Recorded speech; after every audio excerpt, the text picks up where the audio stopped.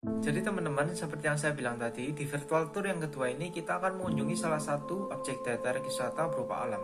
Lokasinya sedikit di daerah timur, tapi nggak sampai luar Pulau Jawa. Tepatnya di Jawa Timur, yaitu Gunung Bromo. Gunung Bromo ini berasal dari bahasa Sanskerta yang artinya Brahma. Brahma adalah salah satu dewa utama di dalam agama Hindu. Kenapa kok diambil dari bahasa Sanskerta dan agama Hindu? Karena di daerah Bromo ini rata-rata penduduknya menganut agama Hindu, sehingga mereka menganggap bahwa Gunung Bromo ini adalah gunung yang suci. Nah, kalau ngomongin tentang gunung, kira-kira berapa sih tingginya Gunung Bromo ini? Jadi tingginya Gunung Bromo ini sekitar 2329 meter diukur dari atas permukaan laut. Dari tadi teman-teman perhatikan, terdapat semacam lubang yang besar di layar tersebut. Itu yang dinamakan kawah dari Gunung Bromo. Jadi untuk bagian utara dan selatan sekitar luasnya 800 meter persegi. Sedangkan untuk bagian barat dan timur sekitar 600 meter persegi. Sekarang kita ngomongin keunikan dari Gunung Bromo. Kira-kira apa keunikannya? Gunung Bromo ini adalah salah satu gunung berapi aktif yang berada di Jawa Timur. Setiap tahunnya bisa dikunjungi sekitar 1 juta pengunjung sebelum pandemi. Lalu Gunung Bromo ini sekelilingnya dikelilingi oleh lautan pasir yang kita bisa sebut sebagai kaldera. Luasnya sekitar 10 km persegi. Di Bromo kita bisa ngelakuin banyak hal. Biasanya turis tujuannya untuk melihat sunrise atau melihat pemandangan. Tapi kalau sambil nunggu juga boleh sambil camping-camping kecil di penanjakan satu. Nah, biasanya habis melihat sunrise kita bisa menyewa kuda untuk berkuda, atau boleh juga kita mengunjungi objek daya tarik wisata lain yang ada di sekitar Bromo, misalnya Bukit Teletubbies. Untuk ke Gunung Bromo ini kalau dari Surabaya bisa lewat beberapa tempat, misalnya lewat Probolinggo atau Pasuruan, tapi biasanya turis dari Surabaya itu sukanya lewat Malang. Nah, ini view pemandangan sunrise di Gunung Bromo dilihat dari penanjakan satu.